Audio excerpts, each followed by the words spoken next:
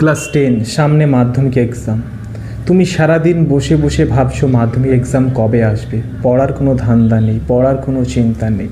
সারাদিন Facebook, Instagram, ইউটিউবে reel টানতেই আছো, ভিডিও দেখতেই আছো, কোনো চাপ নেই। কিন্তু তুমি জানো না মাধ্যমিক এমন একটা এক্সাম, যে এক্সাম তোমার লাইফে একবার এসেছে, একবারই আসবে। এই এক্সাম আর নেক্সট টাইম তুমি কখনো দিতে পারবে না। তাই তোমাদের জন্য পর্যায় সারণী থেকে বানিয়েছি ফেমাস কিছু প্রশ্ন, যে প্রশ্নগুলো পর্যায় সারণীতে 1 নম্বর প্রশ্ন হিসেবে আসবে, যে প্রশ্নগুলো তোমরা পরীক্ষায় খুব সুন্দরভাবে অ্যান্সার দিতে পারবে। দেখো, পর্যায় সারণীর প্রথম যে প্রশ্নটা আমি বানিয়েছি সেটা হচ্ছে সুপার হ্যালোজেন কি। সুপার হ্যালোজেন কাকে বলা হয়? ফ্লুরিনকে সুপার হ্যালোজেন বলা হয়। তীব্র তড়িৎ ঋণাত্মক মৌল কোনটি? সেই ফ্লুরিনকে তীব্র তড়িৎ ঋণাত্মক মৌল বলে।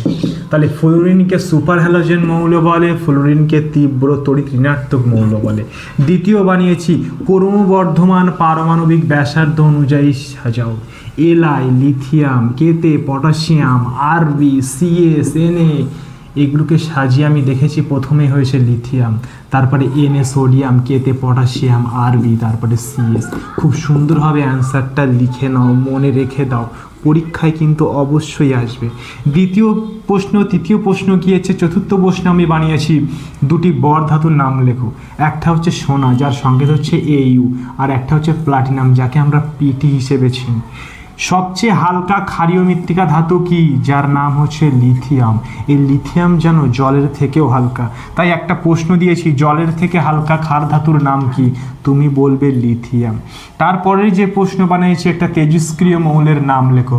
তুমি বলবে রেডন। একটা তেজস্ক্রিয় মৌলের নাম রেডন। তারপরের যে প্রশ্ন, পর্যায় সারণীতে কয়টি পর্যায়, কয়টি শ্রেণী? তুমি বলবে 7টি পর্যায়, 8টি শ্রেণী। দীর্ঘ পর্যায় সারণীতে গ্রুপ সংখ্যা কয়টি? তুমি বলবে 18টি। তারপরে যেটা বানিয়েছি, প্রথম সন্ধিগত মৌলের নাম কি? এটা কিন্তু পরীক্ষায় আসবে, যার নাম হচ্ছে Sc, স্ক্যান্ডিয়াম। তারপরে যেটা বানিয়েছি, আয়নোজন শক্তির অনুযায়ী সাজাও।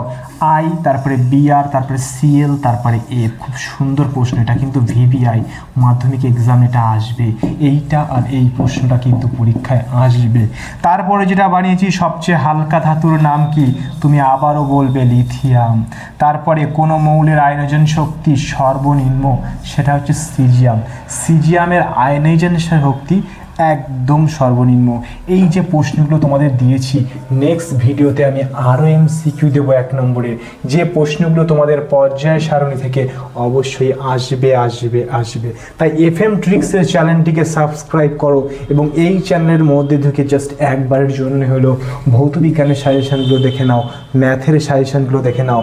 শর্ট ট্রিক্সে, শর্ট উপায়ে তুমি সকল সমস্যার সলভ করতে পারবে।